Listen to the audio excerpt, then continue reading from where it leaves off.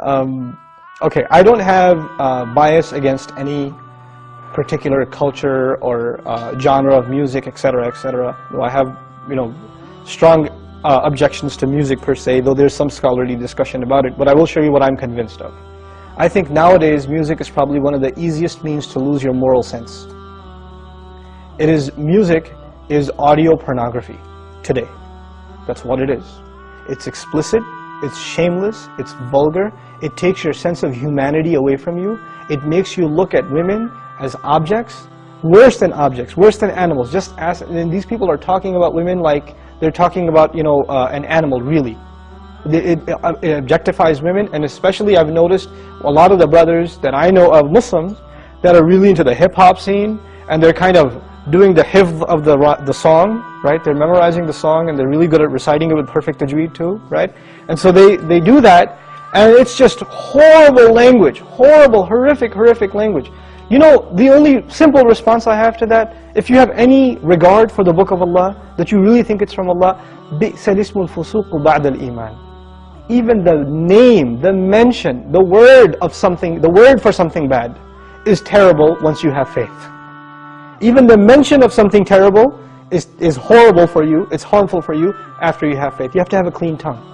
You have to say what you قُلْ لِعِبَادِي يَقُولْ الَّتِي هِيَ أَحْسَنُ.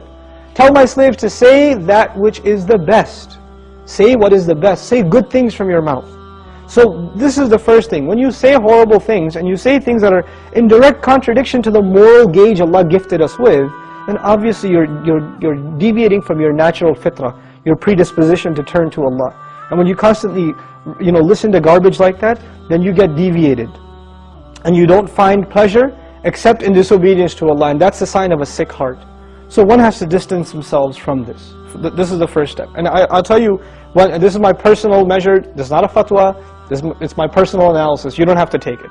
But if a person finds listening to the Qur'an annoying, after they've been listening to hip-hop and this and that for a long time, and as soon as somebody puts the Qur'an on in the car, you know what to say? Oh man, turn that off, man, I don't want to, I just want to talk. And they immediately, they get a little annoyed when they hear the Qur'an. That actually means the shayateen have taken over. And they're constantly making waswas out of this person. Because what do the shayateen hate the most?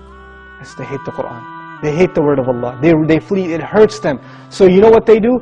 Because this person has let the shayateen, the devils, into his heart, they start pinching at his heart when he hears Qur'an, and he says, I don't want to hear this. Right? It's like surgery, it's like pulling a tooth for this person. This happens. When you try to give this person a reminder from Allah's word, they get annoyed by it, like agitated, like an allergic reaction. Why? Because they've let the shayateen in. To let them out, the first thing you got to do is stop supplying them with fuel. This is fuel.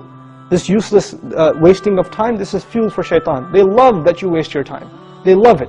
Because the one asset, the one piece of wealth Allah gave every human being is time. And what is music and TV and YouTube and Facebook and MySpace and like Twitter and whatever else?